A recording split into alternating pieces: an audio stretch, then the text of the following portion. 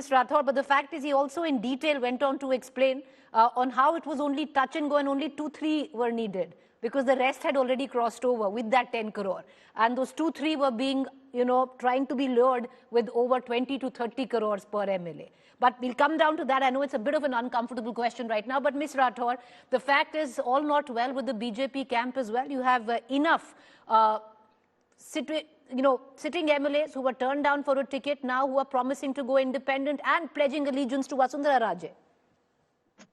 Preeti, what the reactions which is observed from these kind of sitting MLAs who were not able to get ticket this time, it's a very natural kind of reaction from these candidates. But for the balance sake, you are comparing the status of BJP and Congress here in Rajasthan, because look at the level of words which has been which have been shared between the two leaders of Congress party, like Nakara, Nikamma, Karuna. The kind of rift, the kind of conflict between the two leaders of Congress party has crossed the roads now. So it is not good that we are comparing the two parties here in Rajasthan. The second point is that Swarnim was pointing about fulfilling the promises. I just want to quote the first promise they made in their manifesto, that they will waive off the loan of farmers in Rajasthan within 1, 2, 3, 10 days. And I still remember those 1 to 10 count of Rahul Gandhi in Rajasthan, but they failed to do that miserably here in Rajasthan as well. So don't do that, because from last 4.5 years, we have seen there's a rift between the party. The half of the party was busy in Kursi Bachao program and the half party was Kursi Khicho program. So they have nothing to do with the welfare of the people of Rajasthan. And that is the reason from last 4.5 years, they did nothing. And last 6 months, they announced many schemes, but on ground level, the schemes were not implemented properly. And that is, I want to challenge also, Swarnim ji, you just quote one scheme which you were able to implement corruption free. There are charges of corruption in Jal Jeevan Mission, in DOIT department, which is headed by the Chief Minister himself. Ms. Rathore, we're going to ask that question to Ms. Chaturvedi, but I want to cut across back, permission with the both of you, to Mr. Kala and Mr. Tiwari. Mr. Amitabh Tiwari, I'll come back to you. If at all it's going to be a tight contest, do you see that this is going to be an election of independence? See, the smaller parties and independents have had a good role in Rajasthan elections, winning anywhere between 15 to 20% vote share. And both in 2008 and 18, the smaller parties like BSP and independents had bailed out the Congress. That is how the Congress was able to form the government.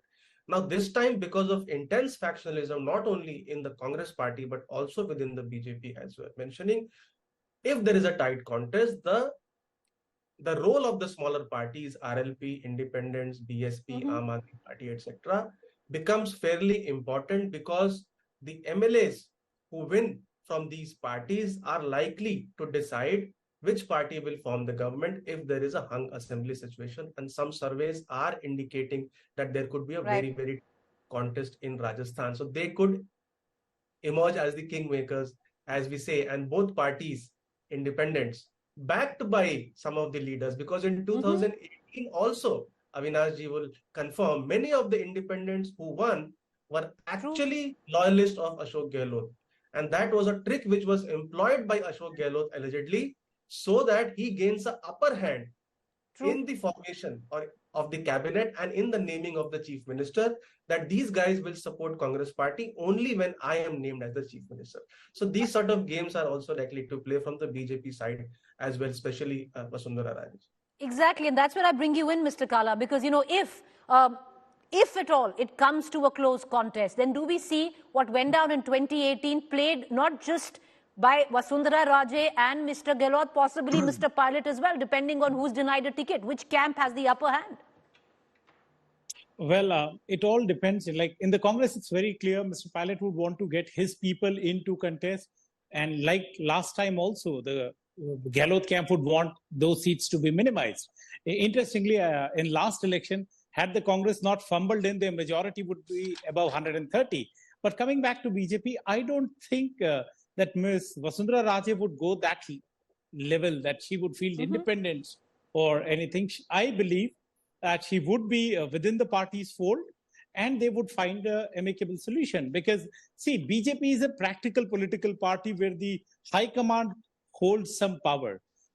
And in the Congress party, the high command doesn't hold that power. That is the biggest thing. So far, yes, Vasundhara ji has been cornered, but you see her everywhere. BJP's optics has only gone wrong in the last 7 days, when few independents out of 41 have gone on a rebellion. Otherwise, you constantly see them posing together. They are all smiles. They don't talk bad about each other in public, no words exchange. So BJP is keeping its optics right. And their deputy leader, Mr. Rathore, said that in the next list onwards, you will not see any of these things happening. So they have got their act together. I don't think that independent ploy would work. Anybody would have that power or guts, because, at the center, it's the BJP's thing. All the independents would be risking their stakes way too high if they go against the BJP.